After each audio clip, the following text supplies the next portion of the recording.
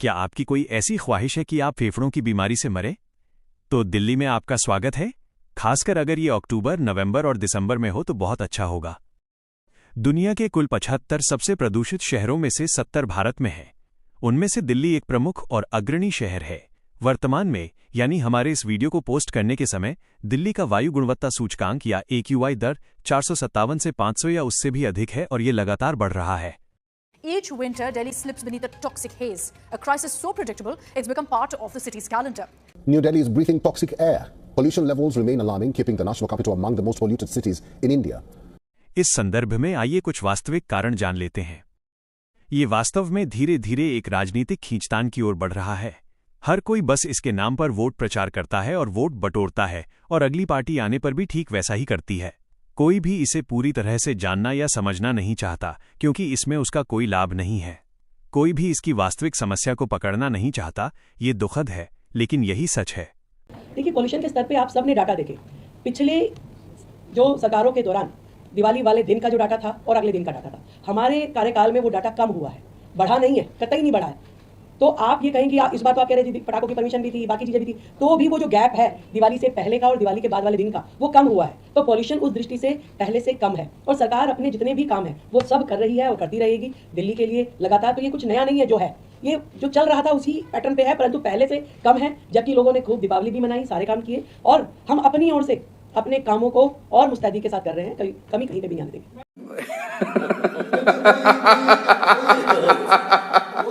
CM से तो प्रदूषण कम नहीं हो रहा है, तो आइए हम ही इसके कारणों का पता लगाने की कोशिश करें। यदि आप ऐसे ही और वीडियो चाहते हैं तो चैनल को सब्सक्राइब करके हमारे साथ बने रहें। तो चलिए शुरू करते हैं।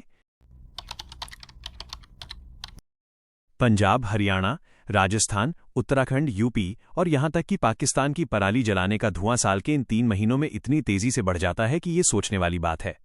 आजकल किसान भी काफी चतुर हो गए हैं। वे इस पराली को इस तरह से जलाते हैं कि ये किसी भी तरह से सैटेलाइट की पकड़ में न आए। इसलिए वे दोपहर 2 बजे के बाद यह काम करते हैं, क्योंकि इस समय धुएं की निगरानी करने वाले सैटेलाइट भारतीय उपमहाद्वीप के ऊपर नहीं होते हैं। क्या बात है सर, क्या बात है सर, क्या बात, ये बात है। क्या आपको लगता है कि इस काम से यहाँ के धान या अन्य फसलों की पैदावार अच्छी होती है? नहीं। आज अरुणाचल, नागालैंड के साथ साथ यूके, USA और अन्य स्थानों पर भी पंजाब, हरियाणा के चावल की मांग दिन ब दिन कम होती जा रही है। कहीं कहीं तो इसे खाने के अयोग्य बताकर वापस लौटा दिया जा रहा है। तो इसका मूल कारण क्या है? फर्टिलाइजर, खाद, कीटनाशक? नहीं, इसका असली कारण पराली जलाना है, जिसके कारण मिट्टी का तापमान बढ़ जाता है, मिट्टी में मौजूद सूक्ष्म जीवों का नाश होता है और मिट्टी की उर्वरता कम हो जाती है। तो इससे सबसे ज्यादा नुकसान किसका होता है? हाँ, एक किसान का। शॉर्ट टर्म में इसका लाभ हो सकता है, लेकिन लॉन्ग टर्म में एक किसान ही इसके कारण सबसे अधिक नुकसान झेलता है। इस बारे में कोई खुलेआम बात करना ही नहीं चाहता। इसका असली कारण है वोट बैंक, क्योंकि इस पराली जलाने का विकल्प है विभिन्न फर्टिलाइजर, कई मशीनों की सहायता से इसका निपटान, लेकिन इन सब पर पैसा लगेगा और जलाने के लिए सिर्फ एक माचिस की तीली चाहिए। यदि कोई भी पक्ष, चाहे वो वाम हो या दक्षिण, इसके खिलाफ कुछ कहता है तो उसके कोष को नुकसान होगा। इसलिए वे चुप रहते हैं। हमको दे दीजिएगा, बहुत जरूरी है। हमको काहे नहीं मिल सकता है माधव? ए विनोद, हम तुमसे ज्यादा गरीब हैं। हेलो, हम तुमसे ज्यादा गरीब हैं। इसलिए वे चुप रहते हैं। लेकिन आम लोगों की भलाई के लिए इसे जल्द से जल्द बंद करना होगा, वरना एक किसान और एक आम देशवासी का लॉन्ग टर्म में बहुत बड़ा नुकसान हो जाएगा। ये नुकसान कृषि में भी हो सकता है या शारीरिक रूप से भी। इस प्रदूषण को कम करने के लिए इसे रोकना ही होगा, लेकिन कुछ लोग आम जनता की भावनाओं पर तंज कसना नहीं चाहते, इसलिए बात न करके चुप रहते हैं। विभिन्न प्रकार के धान रोपने और उसके तुरंत बाद ज्वार, बाजरा आदि रोपने के बीच बहुत कम समय होता है, इसलिए किसान भी समय बचाने के लिए पराली जलाते हैं। अगर सरकारी नियमों में बदलाव लाकर इसके खिलाफ कदम उठाया जाए, तभी ये काम बंद होगा और इसके धुएं से होने वाला प्रदूषण भी बंद होगा। इसके लिए प्रांतीय और केंद्र सरकार दोनों को कदम उठाने की जरूरत है। दूसरा कारण, आजकल पर्सनल व्हीकल एक स्टेटस सिंबल बन गया है, जिसके कारण विभिन्न सड़कों और हाईवे पर तो ट्रैफिक जाम लगता ही है, साथ ही ये वायु प्रदूषण का 25% हिस्सा रखता है। आम लोग पब्लिक ट्रांसपोर्ट में यात्रा करने से हमेशा बचने की कोशिश करते हैं, और क्यों न करें। वर्तमान भारत में हर जगह पब्लिक ट्रांसपोर्ट की स्थिति इतनी खराब है कि इसमें यात्रा करना यानी एक नई मुसीबत मोल लेना। लोग कैसे पब्लिक ट्रांसपोर्ट को समर्थन कर खुद को इसके अनुकूल बना लेंगे?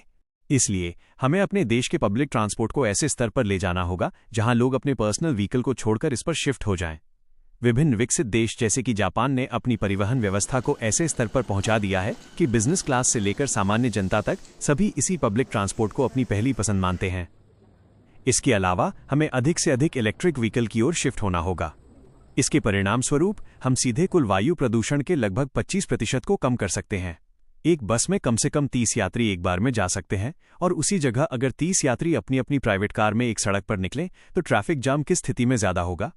निश्चित रूप से पर्सनल कार का उपयोग करने के मामले में तो बहुत आसानी से पर्सनल कार से बचकर अगर हम पब्लिक ट्रांसपोर्ट पर शिफ्ट होते हैं तो ट्रैफिक जाम के साथ साथ प्रदूषण भी कम होगा। इस मामले में दिल्ली सरकार को अधिक से अधिक निगरानी और देखरेख करनी होगी। इसके अलावा केंद्र सरकार को भी इस मामले में हस्तक्षेप करना होगा, तभी दिल्ली के इस प्रदूषण को थोड़ा बहुत कम किया जा सकेगा। तीसरा कारण, बिजली उत्पादन के कारण ताप विद्युत केंद्रों में भारी मात्रा में कोयला जलाया जाता है, जिसके केवल 20% केंद्रों में ही प्रदूषण नियंत्रक पोल्यूशन कंट्रोलर लगे हुए हैं। इसके परिणाम स्वरूप बहुत अधिक मात्रा में कार्बन और सल्फर वातावरण में छोड़ा जाता है। इस कार्बन से पर्यावरण को जो नुकसान होता है वो शायद बताने की जरूरत नहीं है। इसके अलावा सल्फर यानी आसान भाषा में समझे तो सिगरेट, यह गैस आपके फेफड़ों की ऑक्सीजन उपभोग करने की क्षमता को बहुत धीमी गति से कम करती रहती है। और आप समझ ही रहे होंगे कि वर्तमान में दिल्ली की स्थिति ऐसी है कि यहां सांस लेना यानी एक दिन में लगभग 13 से 17 सिगरेट पीने के बराबर है। ये जो आप देख रहे हैं ये एक पहाड़ है जो लोगों के दैनिक उपयोग की चीजों के अपशिष्ट से बना है।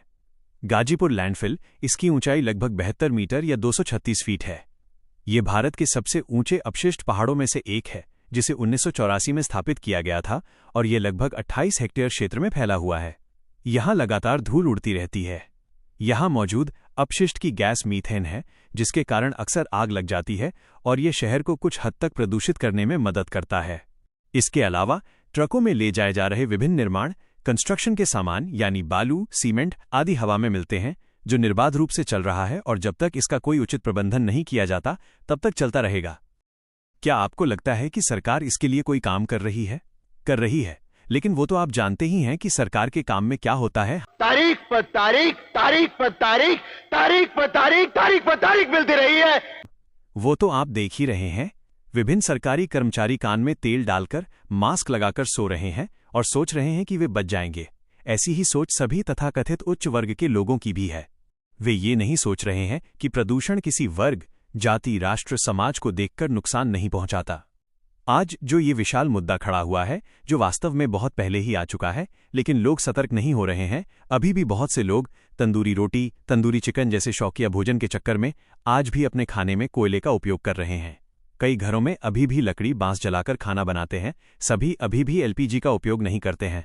थोड़ा पैसा बचाने के लिए वे अपने स्वास्थ्य के साथ खेल रहे हैं। वर्तमान में दिल्ली में एयर प्यूरीफायर की मांग इतनी बढ़ गई है कि भारत की कुल मांग का लगभग 55% सिर्फ दिल्ली में है। और क्यों न हो, इसका उपयोग न करने पर वयस्कों से लेकर बुजुर्गों तक सभी को खतरा है। एक बच्चा जिसका इस प्रदूषण के लिए कोई हाथ ही नहीं है, वो भी इसके प्रभाव में पड़ रहा है। उनके बढ़ते शरीर के विभिन्न अंग इसके शिकार हो रहे हैं और समय से पहले खराब हो रहे हैं। इसलिए इसका नियंत्रण अति आवश्यक है। कुछ चालाक लोग इस प्रदूषण के बीच भी जॉगिंग के लिए निकल रहे हैं। वे इतने फिटनेस फ्रीक हैं कि वे यह चिंता नहीं कर रहे हैं कि इसके कारण उनका शरीर और अधिक नुकसान की ओर बढ़ रहा है। वे इसके माध्यम से अधिक मात्रा में इस दूषित हवा को सांस में ले रहे हैं और शरीर को बर्बाद कर रहे हैं। अब जरूरत है पूरी तरह से शुद्ध हवा प्रदान करने वाले एयर प्यूरीफायर की, जो हर घर, स्कूल, ऑफिस आदि स्थानों पर होंगे। बाहर निकलने से बचना होगा। जिस तरह कोविड के समय साफ प्रदूषण मुक्त वातावरण देखा गया था, ठीक वैसे ही वातावरण के लिए हमें फिर से कदम उठाने की जरूरत है। अंत में मैं यही कहूंगा कि अच्छा भोजन, अच्छा पानी, अच्छी हवा, ये सब हमारे मौलिक अधिकार हैं। फिर भी हमें इसके लिए लड़ना पड़ता है। हर साल इसके लिए बड़ी बड़ी रैलियां निकलती हैं।